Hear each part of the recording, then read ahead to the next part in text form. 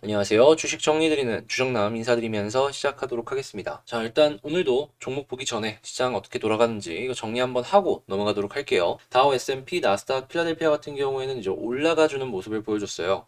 FOMC 회의 결과를 봤을 때 11월부터 1200억 달러 규모의 테이퍼링을 개시하겠다라고 밝혔는데, 여기서 이제 자세한 내용을 보자면 11월, 12월 달 같은 경우에는 매달 150억 달러씩 매입 규모를 줄인 뒤 경제 전망에 따라서 나머지 같은 경우에는 이제 매입 속도를 조정할 길을 열어두었다라고 해요. 변수 자체를 이제 대응을 하겠다라는 것인데, 이 부분은 굉장히 현명하게 진행을 한다라고 생각을 하고, 일시적이다라는 표현을 유지했고, 백신의 진정과 공급의 제약의 완화로 인플레이션이 이제 하락할 것이다라고 예상을 한다라고 하는데, 공급 제약 같은 경우에는 배가 많이 없는데 이걸 단기간 내에 할 수 있겠습니까? 한국이나 중국이나 일본 쪽의 조선사에서 배가 얼만큼 빠르게 나올지 이걸 꾸준하게 지켜봐야지 인플레이션이 빠르게 완화가 될 수 있지 않을까 생각해 볼 수 있겠네요. 자, 그리고 ADP 전미 고용 보고서 같은 경우에 전월 대비 57만 1천 명 증가하는 모습을 보여주면서 예상치를 크게 웃돌았고요. ISM이 발표한 10월 서비스업 구매 관리자 지수 역시 66.7을 기록하며 사상 최대를, 이렇게 지표가 굉장히 괜찮게 보여주는 상황 속에서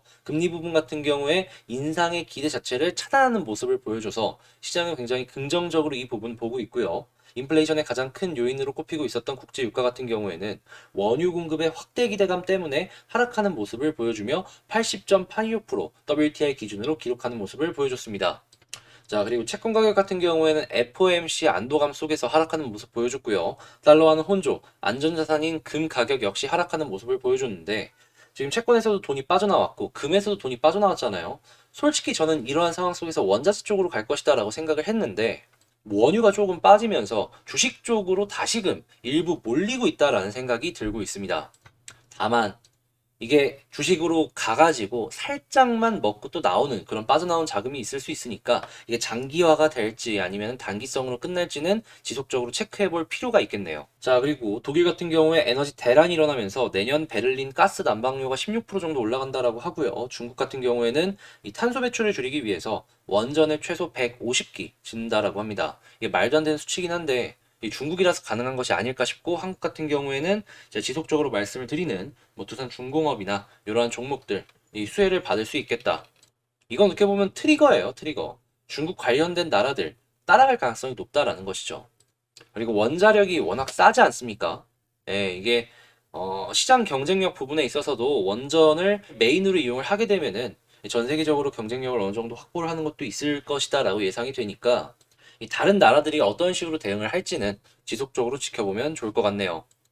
근데 이럴 때 이제 한국도 봐야겠죠. 지금 OECD 원자력기구 사무총장이 한국 같은 경우에는 원자력이 없어갖고 탄소 중립이 어렵다라는 얘기를 했는데, 지금 야당이 원전에 대해서 굉장히 긍정적인 스탠스를 취하고 있잖아요. 이게 어떤 식으로까지 이어질지 보시면 좋겠습니다. 자, 그리고 LFT 배터리 지금 테슬라 쪽에서 먼저 쓰기 시작한다는 얘기가 나오면서 중국 쪽에서 생산 급증 얘기가 나오고 있는데, 한국 쪽과도 연관해서 보시면 좋을 것 같고요. 두산중공업 같은 경우에는 이 수소 터빈을 조기 투입한다라는 얘기가 나오고 있어요. 이 얘기는 뭐냐 하면 이 수소 시장이 본격적으로 열리기 시작을 한다라는 거니까 이것도 보시고요. 그리고 이제 미국 9월 무역 수지가 오늘 나오고 오펙 플러스가 회의를 할 예정이니까 원유랑 이런 쪽도 계속 체크해 보시면 되겠습니다. 예, 구독과 좋아요 한 번씩만 눌러주세요. 자, 그러면 본격적으로 오늘 종목 한번 보도록 할까요? 자, 제 이번 영상은 한국 BNC입니다. 일단 한국 BNC 제가 계속해서 말씀을 드리고 있죠. 지금 팔 때 아니다라고. 이 부분에 있어서 의견이 달라진 게 있는지 하나씩 보도록 할게요. 자, 한국 BNC 수급부터 한번 체크를 해보면 지금 외국인이 상당히 많이 들어왔다라는 걸 알 수가 있습니다. 이 기관 같은 경우에도 사모펀드는 약하게 이제 찍먹을 해주고 있고 금융투자 조금씩 사주고 있는데, 가장 인상 깊었던 건 역시나 이 외국인의 수급이었다. 아니, 음봉인데 왜 들어갔을까? 이럴 땐 의심 한번 해봐야 돼요. 왜 그러냐면 과거에 외국인이 매수를 했던 자리는 양봉의 자리였거든요. 양봉의 자리였어요. 근데 왜 음봉에서 외국인이 이렇게 많이 샀을까? 개인은 팔고. 뭔가 느낌이 좀 다르지 않습니까? 야, 이거 진짜 개미 털면서 이렇게 모아가는 거 아닌가? 라는 생각이 전 지금 딱 들고 있거든요. 그러면 개미 털기가 향후에 추가적으로 나온다면 어떤 그림이 나올까라는 생각이 들어요. 그래서 몇 가지 시나리오를 이제 패턴별로 이제 말씀을 드리자면, 첫 번째 같은 경우에는 지금 제가 생명선을 91선이라고 죽어라 말씀을 드리고 있잖아요. 여기 이탈하면 안 된다고. 근데 약간 이탈을 해가지고 개미 그리고 스탑로스 털고 올릴 것 같아요. 이게 가장 대표적으로 많이 나오는 그림 중에 하나거든요.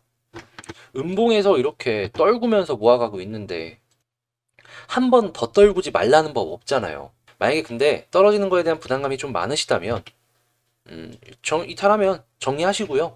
다시 올라가면 사세요. 네, 그래도 될 것 같아요. 근데 이제 올라갈 때 이렇게 떨어뜨린 다음에 올리면요, 다시 잡는 자리를 잘 안 줍니다.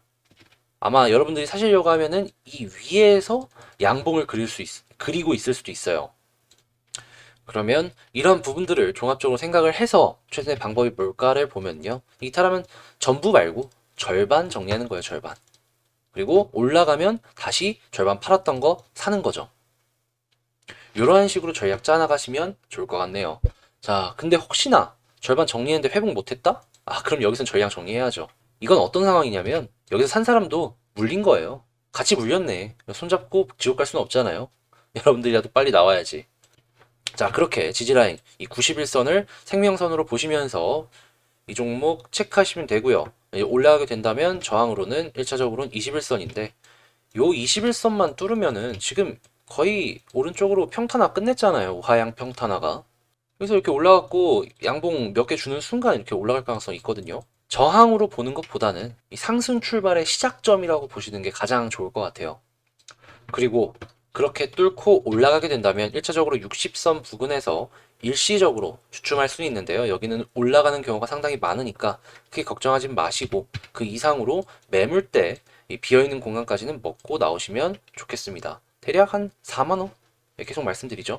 4만원 부근까지는 이렇게 뚫고 갈 가능성이 있다라는 거예요. 이것만 해도 퍼센테이지가 결코 작지 않죠. 지금 3만원이 안 되는데 4만원까지 비어있다라는 거니까. 그래서 이러한 식으로 저항 라인 있다라는 거 보면서 전략 짜시면 좋고, 정리해 보자면 이 가장 하이라이트죠. 저라면 이제 어떻게 매매를 할 것이냐. 지금 당장 매수는 안 하고요. 저는 21선 위로 올라간다면 거기서 첫 매수를 진행을 할 것 같고요. 그리고 이미 매수를 진행을 했다면 아까 말씀드렸다시피 91선 이탈하면 절반 정리, 전부 이탈하면은 전량 정리. 근데 이탈하고서 다시 회복하면은 팔았던 만큼 사는 거죠.